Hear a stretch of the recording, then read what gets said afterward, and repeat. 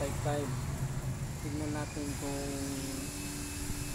titino siya o iingay. Ano sa palagay nyo? Kasi tingnan yung mga pinalitan nila, mga bago, pero bakit umingay? No? O nasa gumangaba o nasa pyesa. Bahala na kayong mag-isip kung anong problema dito. So, try naman natin kung titino siya o iingay.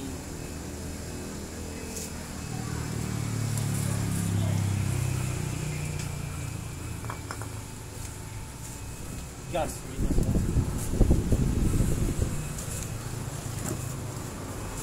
wala kaya tanggas.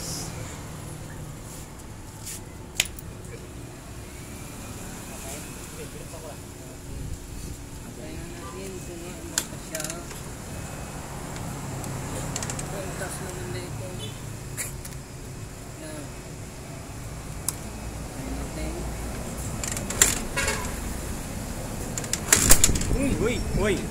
Uy, nanini pa. 155 eh.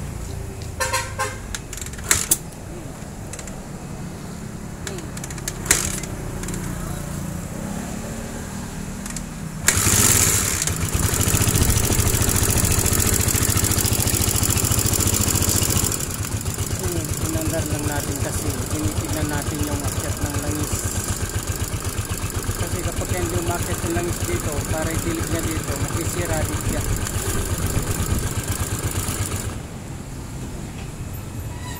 So nakita na natin umakyat yung langis.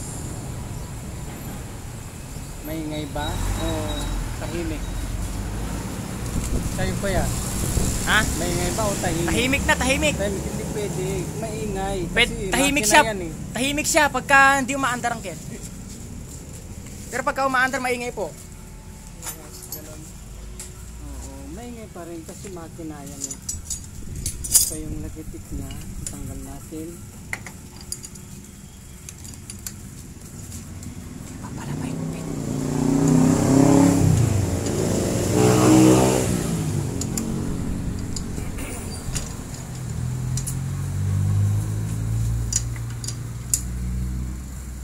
Aray ko. Aray dyan lang. Ito na mga malo. Ginagawa ka naman na mga malo pa tayo.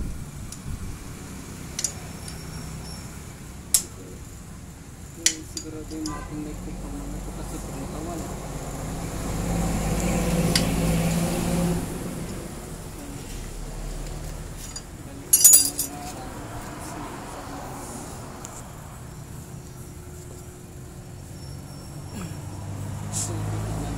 Titignan nyo itong mga butas na itong kaliliit.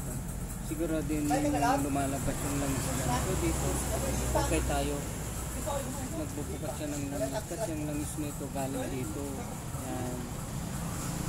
Kapag wala siyang may akyat dito na langis, iingay agad siya. Kaya doon natatamaan yung camber natin saka yung gear. Kasi hindi naman galing dito, papunta rito yung langis. Galing doon sa butas, diba? Kaya tapos bibilig mo sa mga. So painitin muna natin bago natin i-tune up si KMX 155. Sana mawala yung lagitik niya kasi namin problema si Kuyang ito nyo. Parang natin maintindihan. Nangungururot siya kasi pinagawa pa niya ito. Hindi naman yata tumino. Sana makatino natin.